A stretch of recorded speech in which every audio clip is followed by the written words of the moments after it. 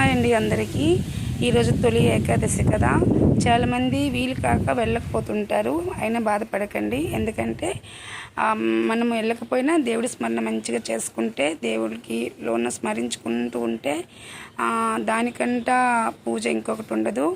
మనం పూజలు చేసేసి దేవుడి గుడికి వెళ్ళేసి పూజలు చేసేసి ఉపవాసాలు ఉండిపోయి మళ్ళీ వీలు దొరికితే వీళ్ళ కోసం వాళ్ళ కోసం మాట్లాడుకునే బదులు ఇంట్లో ఉండి దేవుడి స్మరణ చేసుకుంటే ఏం పర్లేదు. పూజలన్నిటికంటే ఎక్కువ పూజ అదేనండి. నేను ఈరోజు వెళ్ళలేకపోయాను, అయినా నేను అస్సలు ఫీల్ అవ్వను.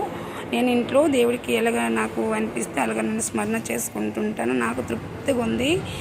అయినా ఈరోజు వెళ్ళలేకపోయినా రేపు ఉదయాన్న ద్వాదశి కదా, రేపు వెళ్ళి మంచిగా దేవుళ్ళన్నిటికీ పూజ చేసుకుని వచ్చేస్తానని ఒక ధైర్యము, ఒక తృప్తిగా ఉన్నాను. అందుకని నేను కూడా నాలాగే మీరు కూడా చేసుకోండి.